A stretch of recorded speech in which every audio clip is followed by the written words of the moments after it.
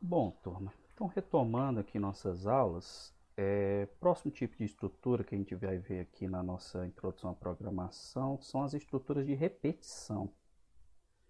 Então, em muitas situações da nossa vida é necessário a gente realizar o mesmo conjunto de ações várias vezes, mudando apenas o tipo de dado sobre o qual eu quero realizar algum processamento, né? Então, por exemplo, eu posso querer calcular a média aritmética das duas de dois alunos de uma disciplina, né? Então, a gente está aqui na nossa disciplina, vamos supor que fossem duas provas. Então, eu calculo a média aritmética é a nota final do aluno. Se forem dois alunos, acho que todos vocês com que viram até o momento sabem calcular a média de dois alunos. Mas para 30 alunos, como que você faria? Então, a solução sem estrutura de repetição é escrever o código para cada aluno, né? Então, digite a nota 1 do aluno 1, a nota 2 do aluno 2, calcula a média e imprime a média. Aí você tem que fazer isso aí para o aluno 1, 2, 3, até o aluno 30. Então, realizar esse mesmo conjunto de ações mais 29 vezes. Tem que ser algo inviável, né? Então, existe um conjunto de estruturas sintáticas que permitem que um trecho de um algoritmo, que é um comando ou uma lista, bloco de comandos, que a gente já viu lá quando viu as estruturas de repetição, então ela permite que seja repetido um determinado trecho de código um determinado número de vezes, 0, 1 ou mais vezes, sem que você tenha que escrever o mesmo código todas as vezes que você quer que ele execute. E esse tipo de estrutura a gente chama de estrutura de repetição. Então, nas estruturas de repetição, a gente pode ter estrutura de repetição controlada por uma condição e por um contador. Vamos começar vendo a estrutura controlada por uma condição, tá? Então, a semântica aqui de como se dá esse tipo de estrutura é a seguinte. Ela funciona da seguinte forma. Enquanto uma determinada condição for verdadeira, enquanto uma determinada condição for verdadeira, faça, execute o comando que vem a seguir ou o bloco de comandos que vier a seguir. Então, você vai, testa a condição. Se ela for falsa, você não faz nada, ó, pula. Agora, se ela for verdadeira, você executa o comando, ou bloco de comandos, só que diferente do if, em vez de ir para o comando seguinte, o que você faz? Você volta e testa a condição de novo. Então, enquanto essa condição for verdadeira, eu vou ficar executando esse comando ou bloco de comandos. Se a condição for falsa, aí eu paro de executar. Ou quando a condição for falsa, eu paro de executar. Tá certo? E aí essa estrutura aqui de repetição a gente costuma chamar de laço ou loop. Em Python, essa estrutura de condição, essa estrutura de repetição controlada por uma condição, while, tá? Então é while, né? Enquanto determinada condição for verdadeira, em Python sempre a gente delimita, né, essas estruturas por dois pontos.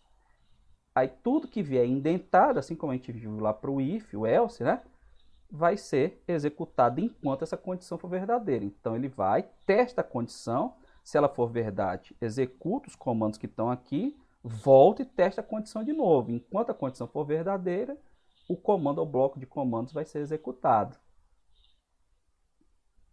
Então tá aqui um exemplo. Ó. Eu faço aqui, ó, num recebe 1, aí eu testo. Num é menor que 10? Se for verdade, ó, ele faz num recebe num mais 1. E aí ele vai, testa de novo. Num é menor que 10? Se for verdade, ele faz de novo.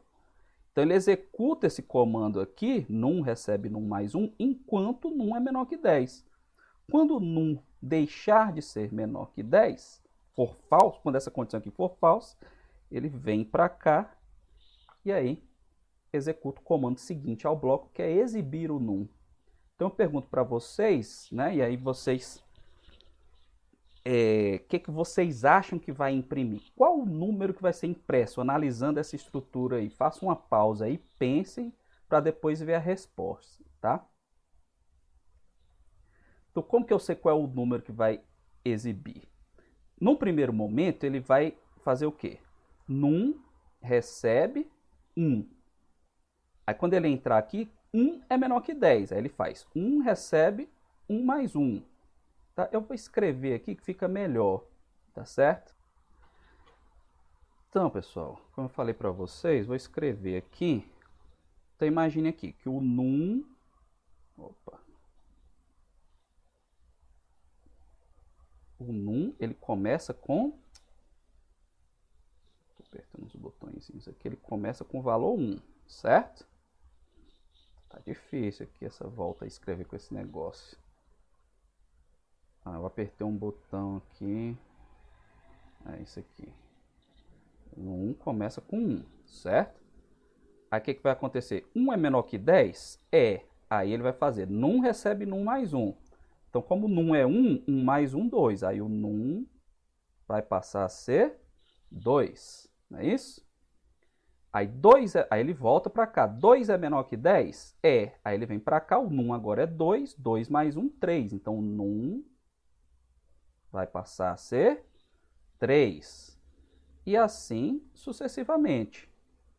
Até que vai chegar um momento que o num vai ser 10. Então, ele vai chegar aqui, num é 10. Aí ele vem para cá. 10 é menor que 10? Não, 10 não é menor que 10. Isso aqui é falso. Então, como isso aqui é falso, ele vem para cá e vai exibir 10, né?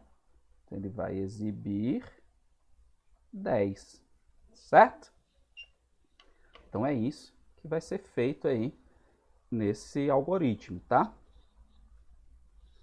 Agora, vamos ver um outro exemplo. Agora o num começa com 0 e eu testo se o num é menor ou igual a 10. E aí, se essa condição aqui for verdadeira, ele vai fazer num recebe num mais 1 e vai exibir num. E aí eu pergunto, o que será impresso?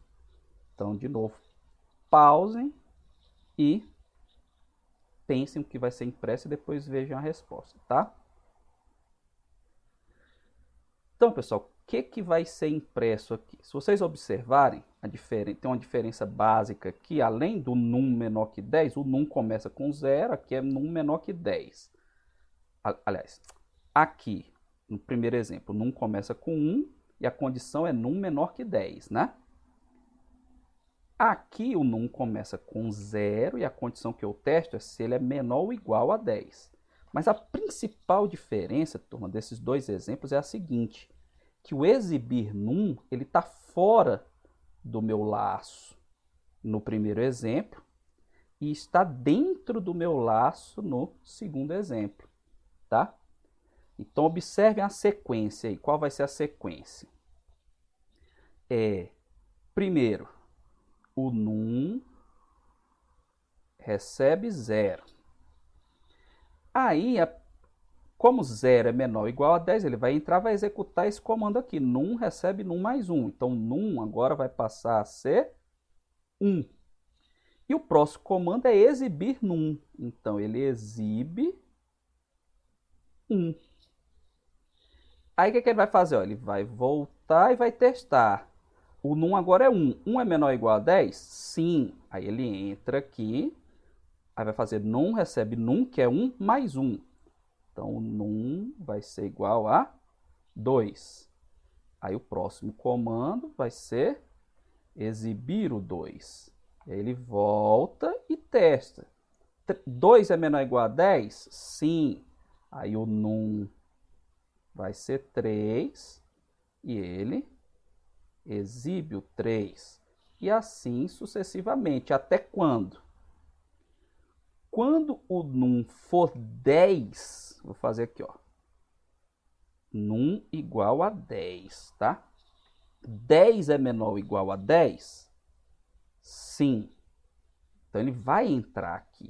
Então, ele vai fazer num recebe num mais 1. Então, num vai ser 11. Então, o num vai ser 11. Ele vai exibir o 11. Certo? E aí vai testar. 11 é menor ou igual a 10? Aí não. Então, o que vai ser impresso? Vai ser impresso 1, 2, 3, 4, 5, 6, 7, 8, 9, 10, 11. Certo?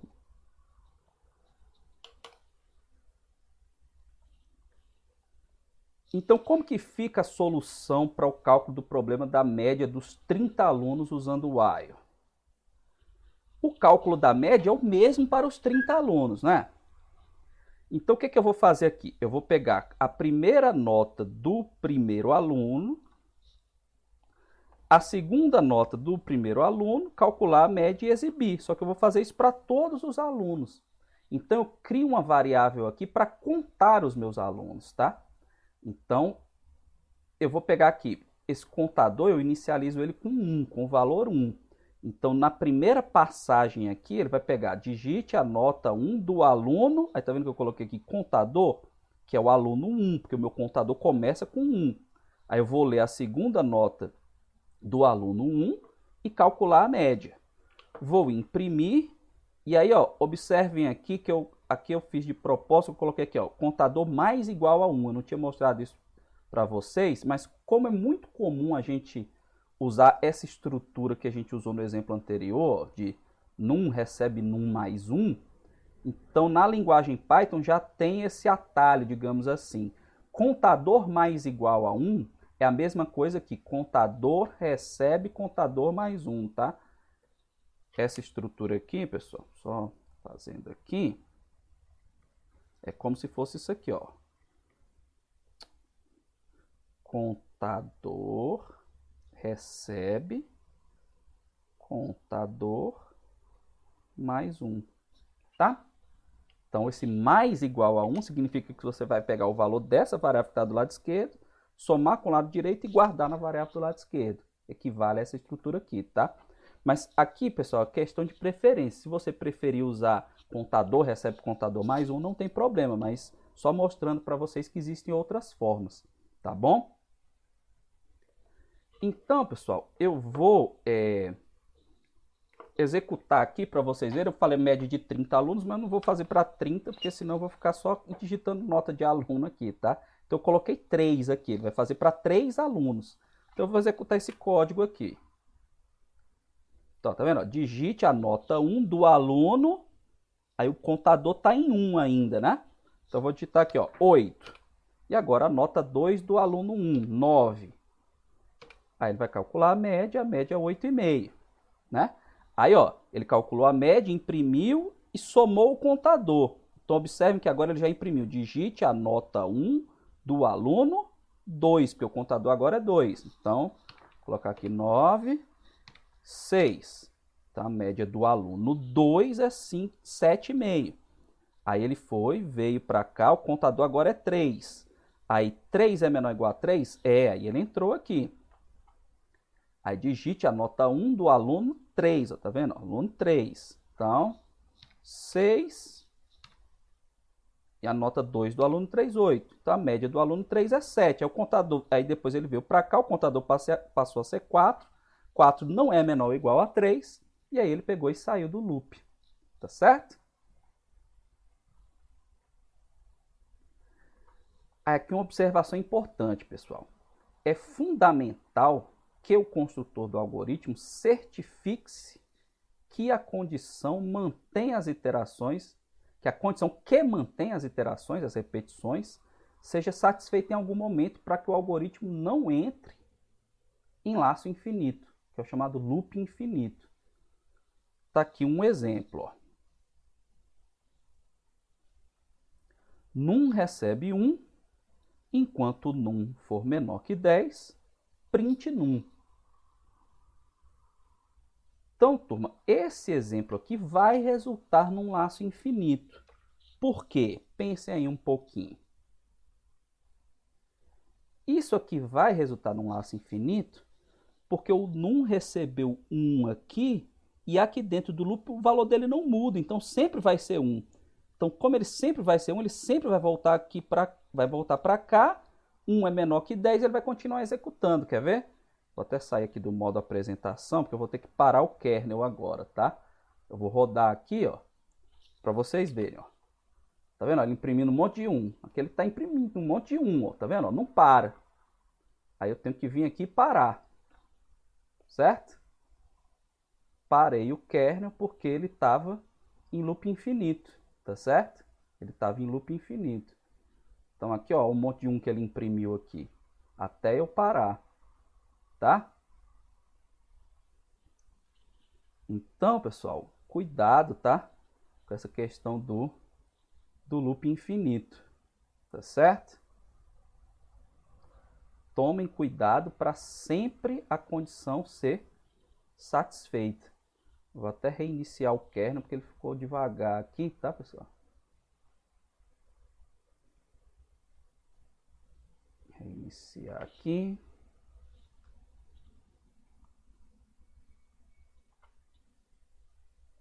E agora vamos lá. O outro tipo de estrutura de repetição que a gente tem em Python e normalmente nas linguagens de programações, é a estrutura de repetição controlada por um contador. Quando que isso acontece? Quando eu sei o número de vezes que o meu loop vai executar.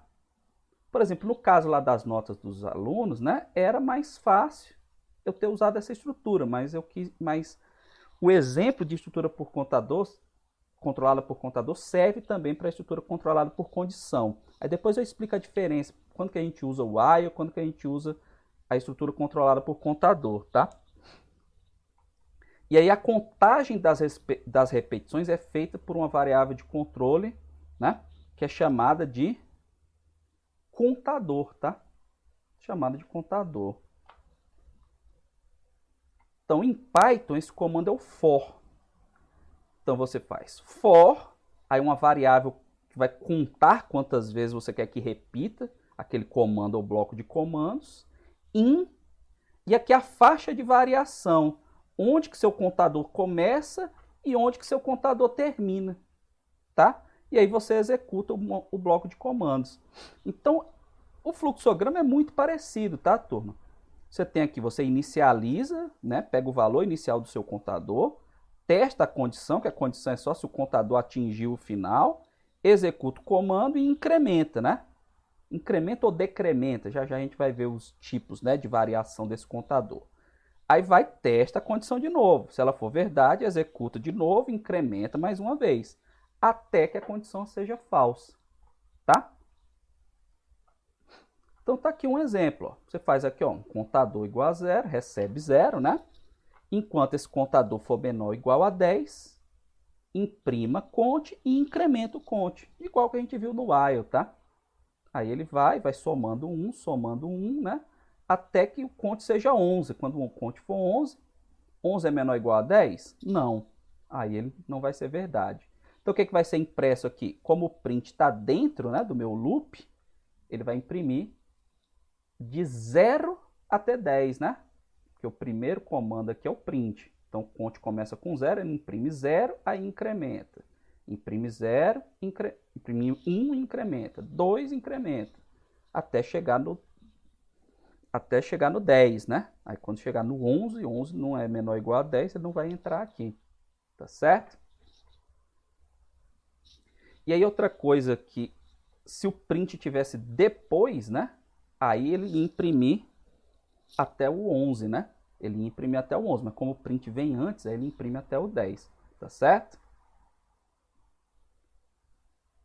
Então, como eu falei para vocês, nesses exemplos, as estruturas for e while podem ser usadas sem problema, tá? Então, usando o while, né? I recebe 0, enquanto I for menor ou igual a 10, imprima I e incremente o I, né? Como a gente viu lá no while. No for, observe que para esse tipo de loop, de laço, o for tem uma sintaxe muito mais simples, ó. Aqui eu preciso de 4 linhas de código, aqui eu preciso só de 2. For I in range 11, print I. Aí aqui cabem algumas explicações a respeito desse range, né, do for e do range. O range é um comando que gera números em Python. Ele pode receber 1, 2 ou 3 argumentos. Pode ter 3, eu posso colocar só um número aqui entre parênteses, posso colocar 2 e posso colocar 3. Quando eu coloco só um número, ele entende que é para começar do zero, tá? Ele entende que é para começar do zero. E é para ir de 1 em 1 até que esse I, enquanto esse I for menor que o número que está aqui, ó. Por isso que se eu quiser imprimir até 10, eu uso o range 11, tá? Porque quando o i for 11, aí ele vai testar. 11 é menor que 11? Não, aí ele não imprime o i. Tá certo? É meio confuso essa sintaxe aqui desse range, tá, pessoal? Mas a gente acaba acostumando. Então, seria a mesma coisa se eu colocasse aqui while i menor que 11. Tá? Eu devia até ter feito isso aqui para o exemplo ficar mais claro, tá? Então, quando você coloca range 11, for i in range 11 significa que ele vai executar para i igual a 0, 1, 2, 3, até 10. Tá certo? Aí é interessante, deixa eu ver se eu coloquei mais uma coisa. Ah, tá, aqui para a gente executar. Ó. Então, ó, o que vai acontecer aqui? Ó? Ele vai imprimir, né? De 0 até 10. E usando o for, ó, também vai imprimir de 0 até 10, tá? Então, como eu falei, né? Ele começa no 0, né? Enquanto o i for menor que o número que eu coloquei aqui, que é 11, ele vai imprimindo, né? Aí é interessante lembrar que no loop for, nós podemos fazer também o decremento da variável de controle. Então, em vez da minha variável que vai variando no for ir aumentando, ela pode ir diminuindo. Esse incremento, o padrão é 1, mas ele pode ser mais que 1. Tá? Pode ser 2, 3 e por aí vai. Assim como o decremento. E eu posso executar mais de um comando, desde que esteja indentado, né? Mesma estrutura lá do if, por exemplo. Tudo que está indentado está dentro do for, então eu posso executar um bloco de comandos lá. Então, exemplo, decremento da variável de controle. Ó. Olha como é que funciona aqui agora. Como eu falei, o range ele pode ter 1, 2 ou 3 valores aqui dentro. Quando ele tem 3, o que significa cada um deles? Ó, o primeiro é o número onde ele vai começar. O segundo é o número que ele vai terminar, entre aspas, já eu explico. E o terceiro é de quanto em quanto ele vai. Tá certo? Então, o que significa aqui? Que ele vai começar no 10, vai terminar no 2 e diminuir, vai de menos 1 em menos 1. Então, ele vai diminuindo de 1 em 1. Agora, esse terminar no 2, turma, é parecido com o range 11 que eu acabei de explicar. Terminar no 2, ele vai testar se esse meu count é maior que 2. Então, significa que ele vai parar no 3, né? Porque ele vai parar no 3, ó, prestem atenção. Então, ele começa no 10, então, 10, 9, 8, 7, e vai de menos 1 em menos 1, ou seja, diminuindo de 1 em 1. Então, 10, 9, 8, 7, 6, 5, 4, 3. Porque quando for 2, 2 não é menor que 2. Então, quando meu contador está subindo, ele para um antes, né, desse último aqui. Quando meu contador está descendo, ele para um acima, que é o caso aqui, ele parou no 3. Tá certo, turma? Aqui agora eu vou incrementar de 2 em 2, pessoal. Só eu ver se terminei o exemplo. Terminei, né? Agora eu vou incrementar de 2 em 2, ó. Então, ó, de novo, ó, como é que funciona a sintaxe aqui do range? Ele vai começar no 0, vai até o 11, ou seja, vai até o número imediatamente anterior ao 11, e agora ele vai variar de 2 em 2, tá certo? Então, ó, o que ele vai imprimir? 0, 2, 4, 6, 8, 10, né? Aí qual seria o próximo? 12, né? Porque está indo de 2 em 2, aí ele vai testar, 12 é menor que 11? Não, aí ele para, tá certo, turma? Aqui só uma observação que eu acho que eu não coloquei o exemplo, eu vou mudar um pouquinho aqui. Se eu tirar isso aqui, ele vai de 1 em 1, tá? Para mostrar que o range, como eu falei, ele pode ter um argumento, 2 ou 3, né? Quando ele tem dois argumentos, significa o primeiro e o último número, né? Então aqui agora, ó, ele está indo de 1 em 1, de 0 até 10, né? Se eu quisesse começar no 5, eu coloco aqui 5. Agora ele vai de 5 até 10, ó, tá vendo?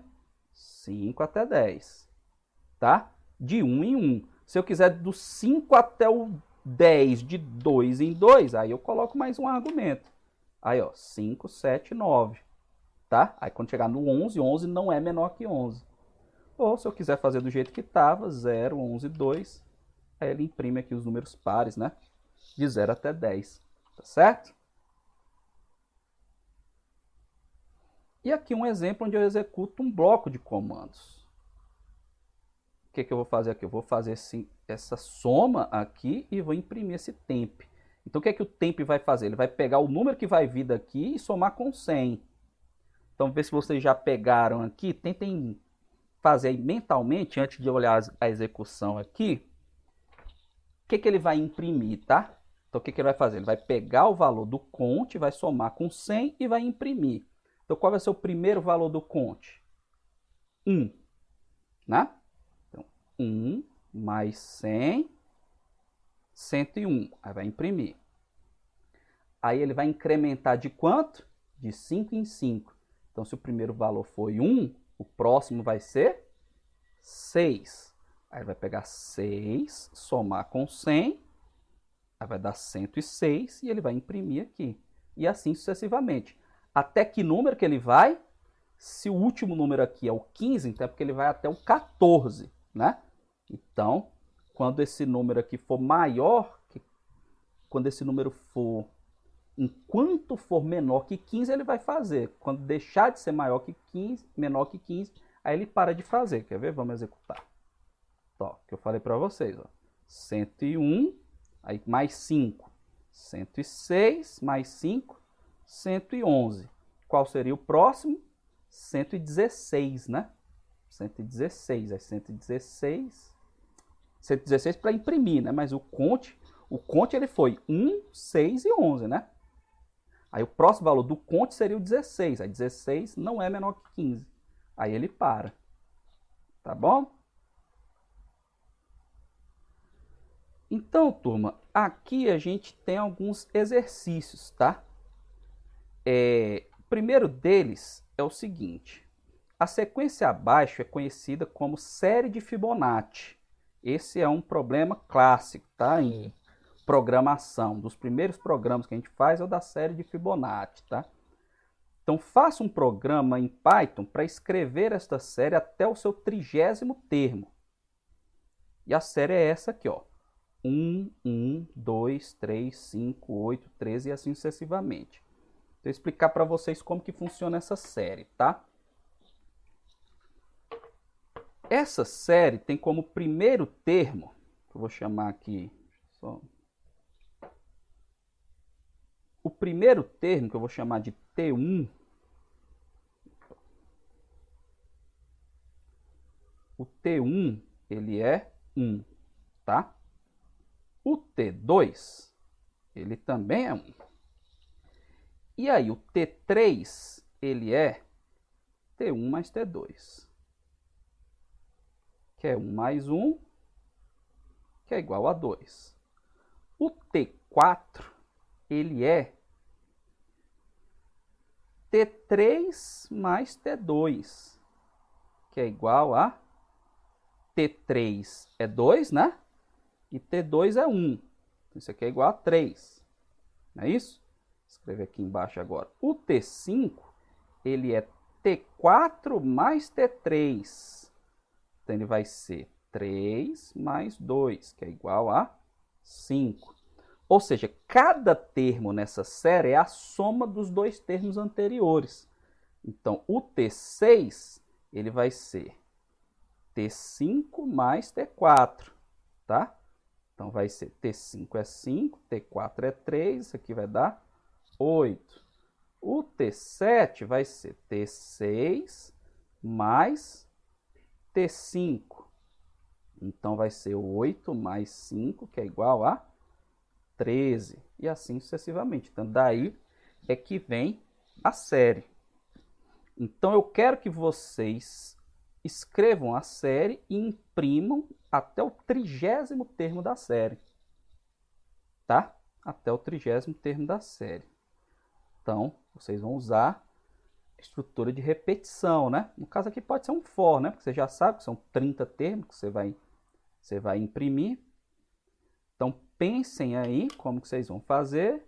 E aí, depois vocês vejam o vídeo para ver o resultado. Tá bom?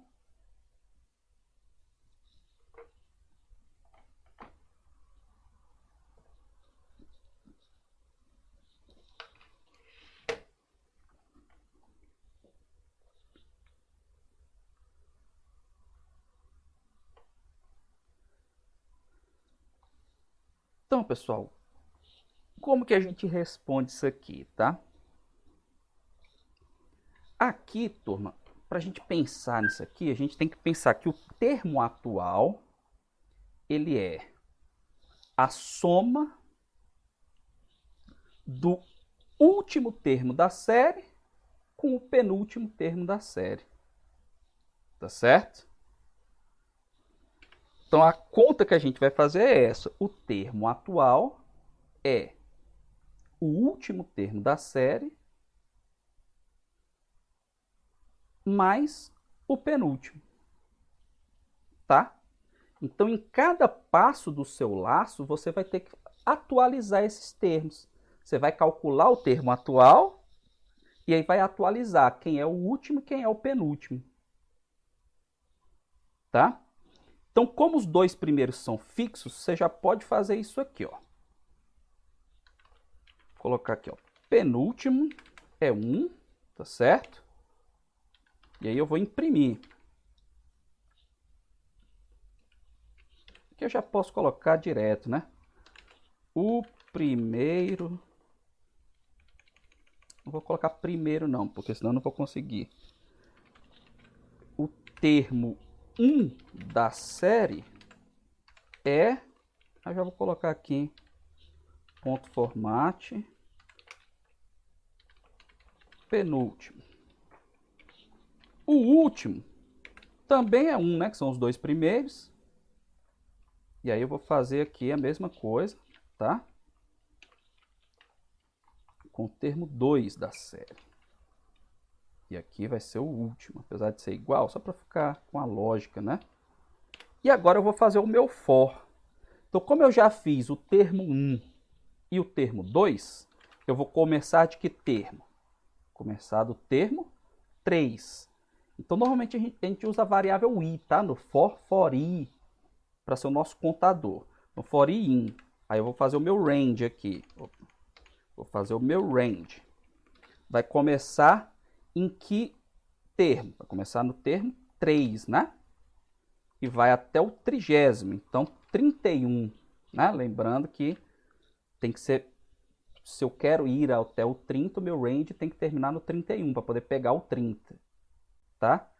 Aí eu vou fazer isso aqui, ó. Atual recebe último mais penúltimo. Tá? Aí eu vou imprimir. Print. O termo da série é tanto, né? E aí vou botar aqui o meu format. O termo i da série, né? Vai ser o 3. Na primeira passagem vai ser qual? Vai ser o atual. Tá? E agora eu vou atualizar meu último e meu penúltimo, tá? Fazendo como? O penúltimo recebe o último e o último recebe o atual. Tá? Nessa ordem, porque se você fizer o último receber o atual, vamos supor, se eu trocasse aqui, trocasse esse por esse, né? Se eu fizer último recebe atual e penúltimo recebe último, eu estou mudando o último, e aí o penúltimo ia receber o atual também, tá? Então, cuidado que a ordem tem que ser essa aqui que eu coloquei.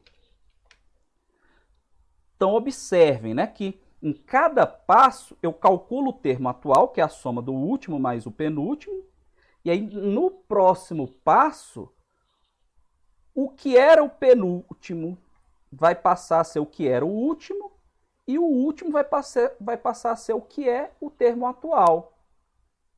Tá? E aí, Eu vou executar aqui para ver. Então, ó, vou ter que sair aqui do modo para a gente visualizar o resultado. Então tá aí, ó. O termo 1 da série é 1, aí depois aqui são os dois prints que eu coloquei fixos, né? Aí começa, ó, o termo 3 é 2. Então observem que eu peguei o último que era 1 mais o penúltimo que era 1, o atual passa a ser 2. Aí eu imprimo que o termo 3 da série, né, que eu comecei do 3, é o 2. Não é isso? Aí o que acontece? O penúltimo passa a ser o último. Então o penúltimo passa a ser o 1. E o último passa a ser o atual, que é o 2, né? Deixa eu escrever aqui para ver se fica mais claro, tá? Então, como se você fizesse uma tabelinha aqui, tá, pessoal? Se eu colocar aqui, ó, o último, penúltimo, opa,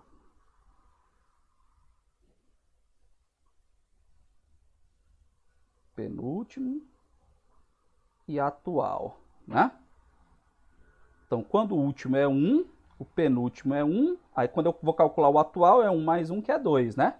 Aí eu atualizo, né? Bem aqui nessa linha eu atualizo. O penúltimo passa a ser o último, então o penúltimo passa a ser 1. O último passa a ser o atual, então o último passa a ser 2. Aí eu repito aqui, né? Atual recebe último mais penúltimo, então ele vai ser 3. Aí eu faço de novo, ó. Penúltimo recebe último, então o penúltimo agora vai ser 2. E o último recebe o atual, então ele vai passar a ser 3. Aí eu volto, calculo. 3 mais 2, 5. Aí de novo, ó. O penúltimo recebe o último, então o penúltimo passa a ser 3. O último recebe o atual, então ele passa a ser 5. Aí eu volto, né, no meu loop. O atual eu somo, vai dar 8. E assim sucessivamente, tá? Então, é assim que segue minha série, ó. O termo 30, ele vai ser 832.040, ó, 30 termos. Você vê que a série cresce bastante. Tá certo, turma? Então, é assim que a gente resolve a série de Fibonacci, tá? Vamos para o próximo exercício. Então, tá aqui a solução, né? Próximo exercício. Faça um programa em Python para exibir todos os números divisíveis por 4, maiores ou iguais a 50 e menores ou iguais a 2.400. Então, turma, só dando uma dica antes de vocês começarem a resolver, esse problema você resolve só com loop, tá? Um for, por exemplo. Não precisa usar if aqui não para testar se é divisível por 4. É só você ver a variação do loop, tá? Então tentem responder aí, pausem o vídeo e depois acompanhem a solução, tá? Então, pessoal, como eu falei para vocês, eu não preciso fazer um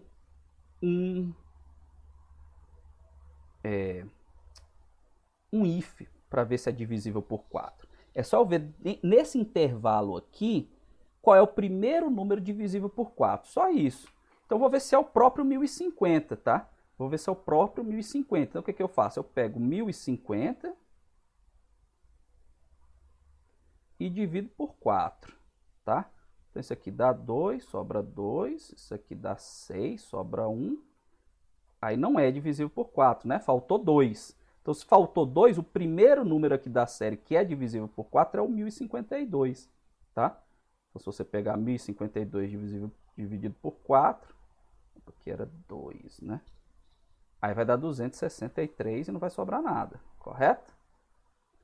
Então, o primeiro número da série aqui é o 1052. E como é menor ou igual a 2400, é só eu colocar no meu range lá 2401, né? Como é menor ou igual, eu coloco 2401, o último. E aí eu faço um for para ir de 4 em 4, porque se eu começo no 1052, o 1056 é divisível, o 1060 é divisível, tá certo? Então, ó, fazendo aqui, for i in range. Aí eu vou começar no 1052, terminar no 2401, que ele vai fazer enquanto for menor que 2401, que é a mesma coisa que, como eu estou falando de número inteiro, enquanto for menor ou igual a 2400, e vou de 4 em 4. E aí eu mando imprimir. Imprimir o i, tá? Então quando eu executar, ó, 1052, 1056, 1060, até o próprio 2400, né, que a gente sabe que é divisível por 4. Certo? Então, esse aqui, simplesinho, mais simples que o Fibonacci, né? Então, vamos para o próximo exercício. Faça um programa em Python para calcular e exibir a soma dos n primeiros números inteiros maiores que zero, onde n, quantidade de números inteiros a serem somados, é um valor informado pelo usuário. Então, por exemplo, o que você vai fazer aqui? Ó? N primeiros números inteiros maiores que zero. Então, você vai lá digitar o n, tá? Na hora que você for digitar o n, vamos supor que você digitou n igual a 4. Então, ele vai imprimir os n primeiros números inteiros maiores que zero. Então, ele vai fazer 1 mais 2 mais 3 mais 4. Certo? E isso aqui vai dar igual a 10, não é isso? Igual a 10. Certo? Então, ele vai calcular e exibir a soma dos n primeiros números inteiros maiores que zero. Então, tentem fazer aí e depois acompanhem aqui a solução, vejam se vocês conseguiram, tá bom?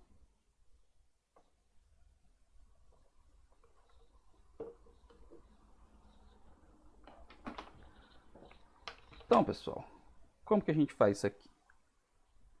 Primeira coisa que eu tenho que fazer, né? Esse programinha aqui já exige uma entrada, né? Os exemplos anteriores aqui não tinha nenhuma entrada, né? A gente viu, até tinha, mas a gente não pediu para o usuário informar, que era o número de termos na série de Fibonacci, né? Aquele intervalo lá dos números divisíveis por 4, aqui a gente está pedindo para o usuário entrar, né? Com o número. Então, a gente vai precisar da variável n, que é do tipo inteiro, né? E aí eu vou colocar aqui, input. Digite o valor de n, tá? E aí, pessoal, de novo eu vou fazer um for, tá certo? De novo eu vou fazer um for. Eu vou começar. Mas antes de fazer um for, tá, turma? Aqui esse exemplo, tá, turma? Tem nesse exemplo tem uma coisa que é bastante comum em programação, que a gente vai precisar de uma variável acumuladora, tá? Então, o que é uma variável acumuladora? É uma variável que em cada passo do meu laço, ela vai acumulando um resultado. Então, no exemplo aqui, eu vou acumular a soma, tá? Porque lembra que eu fiz lá 1 mais 2 mais 3 mais 4? Então, eu vou começar essa minha soma com 0. Aí, no primeiro passo, eu vou somar 1. No segundo passo, quando o i for 2, eu vou somar o 2 com quem? Com o 1. Aí, isso vai dar 3. No terceiro passo, que o i for 3, eu vou somar o 3 com quem? Com o 3 que já estava lá. Então, toda vez eu tenho que acumular o resultado nessa variável soma. Tá? Então, eu vou fazer aqui de novo um for para o meu i in range. Aí, aqui eu vou de 1 até n mais 1. Né? Porque não são os n primeiros números inteiros? Então, eu vou até n mais 1, porque eu sei que ele vai fazer, quando eu coloco aqui de novo, aqui é o meu final, né? Esse meu final, na verdade, é que ele não vai executar para esse valor aqui, ele executa para o valor anterior. Quem é o valor anterior a n mais 1? O n. Aí eu vou fazer isso aqui, ó. Soma, recebe, soma, mais i. Então, o soma começou com 0, né? Aí quando o i começa em 1, então vai ser 0 mais 1, 1. No próximo passo, o soma é 1 e o i é 2, aí vai dar 3. No próximo passo, o soma é 3 e o i também é 3, aí quando somar vai dar 6. No próximo passo, o soma é 6 e o i é 4, aí quando somar vai dar 10 e assim sucessivamente. Então, se eu digitar aqui 4, se eu não mandar imprimir também, não mostra o resultado não, né? Aí aqui, ó, de novo não, observe, o print, pensem aí o que vocês acham que é melhor, ele ficar aqui onde está o cursor ou aqui? É melhor ficar nessa última posição, né? Porque eu vou imprimir só o resultado final. Se eu colocar o print aqui, ele vai imprimir em cada passo do loop, porque está indentado, então ele está dentro do for. Então eu vou colocar aqui para ele imprimir só no final, tá? Aí você dá uma mensagenzinha aqui, ó, a soma dos... Aí eu vou colocar n primeiros números inteiros é tanto. E aí eu vou colocar o meu format e aqui eu vou colocar n e soma, tá? Aí vamos lá agora, 4. Tá? A soma dos 4 primeiros números inteiros é 10. Vou colocar aqui 10. A soma dos 10 primeiros números inteiros é 55. E assim sucessivamente. Tá certo, pessoal?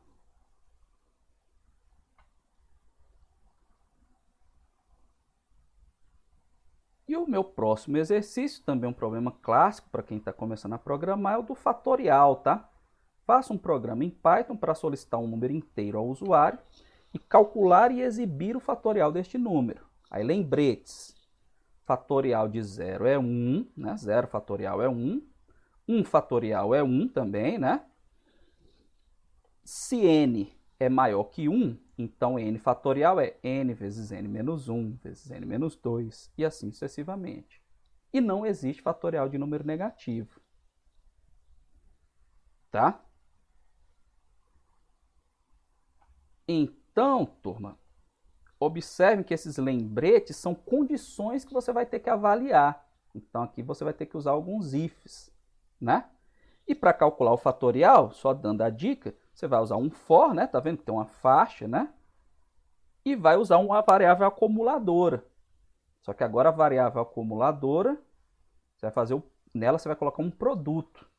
Então, pensem bem com que valor essa variável acumuladora deve iniciar. Tá bom? Então, tentem fazer aí e depois olhem aqui a resposta, tá?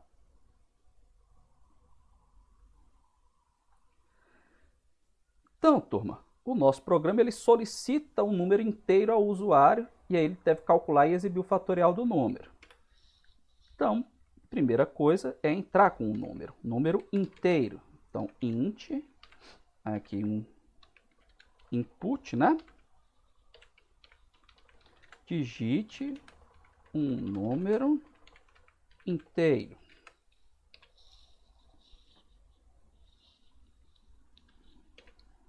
Aí, pessoal, antes de fazer o loop, eu vou testar essas condições aqui, ó.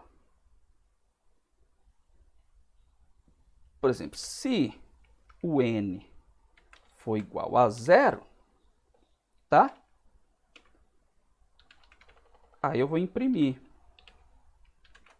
o fatorial de 0 é 1, né?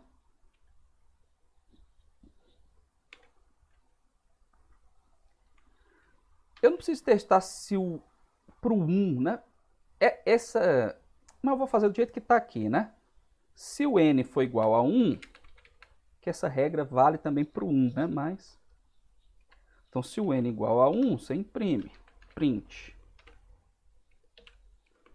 O fatorial de 1 é 1, né? Opa.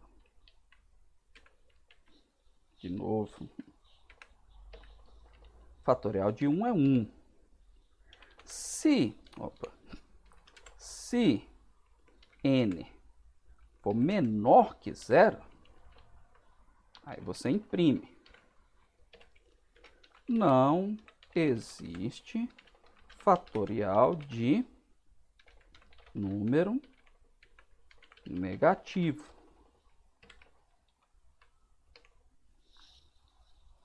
E se o n for maior que 1, aí que eu vou fazer, né, a minha conta.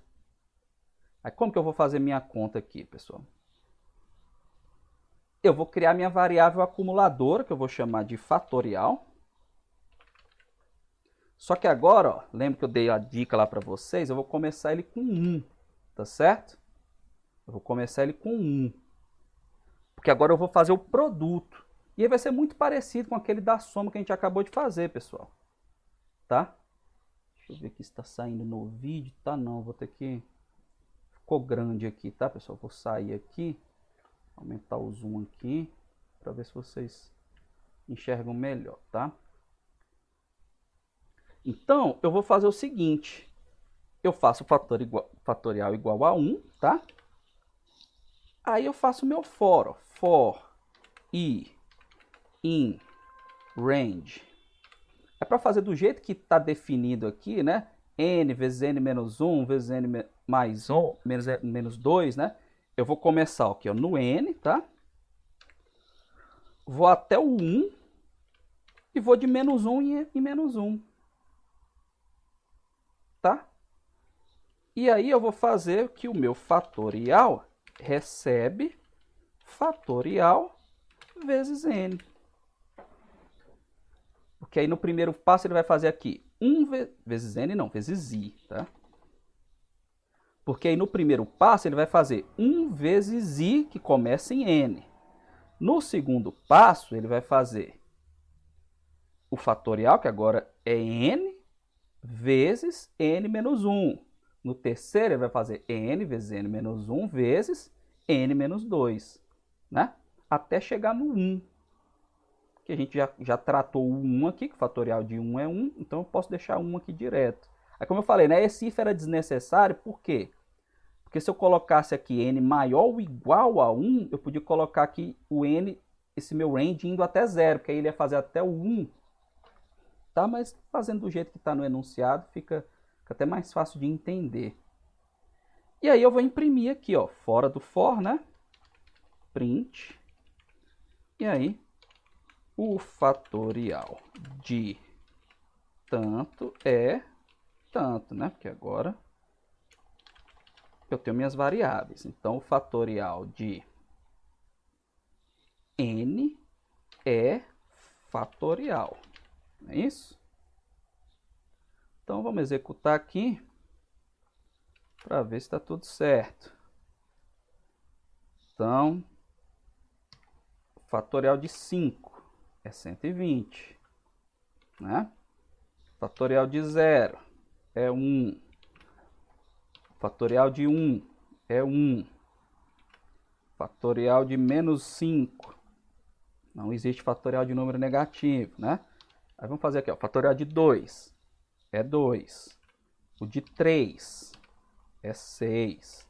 O de 4 é 24. O de 5 a gente já viu, é 120. O de 6 é 720. E assim sucessivamente. Tá certo, turma? Então esses exemplinhos aí são para vocês se familiarizarem com as estruturas de repetição, tá? Aqui nesses exemplos a gente usou muito for, né? Agora que eu estou vendo, o while, eu disse que ia falar depois para vocês, a gente usa quando não é controlado por um contador, né? Que nem eu falei lá no início. Às vezes é uma condição lógica mesmo. Deixa eu ver se eu acho algum exemplo. Porque às vezes você não está contando alguma coisa, você tá, por exemplo, você pede para um usuário digitar um número, né? Enquanto o usuário não digitar 0, você pede para ele fazer alguma coisa, por exemplo. Então você não sabe quantas vezes ele vai digitar um número diferente de 0. Então você testa enquanto o número for diferente de 0. Mas eu acho que nos exercícios com certeza nos exercícios tem exemplos com while sem ser com contador, tá? E aí, qualquer dúvida, vocês me perguntem. Acho que aquela lista, aquela primeira lista já dá para vocês fazerem por completo. Tá bom, turma? Então, nossa aula de estrutura de repetição Era isso, tá?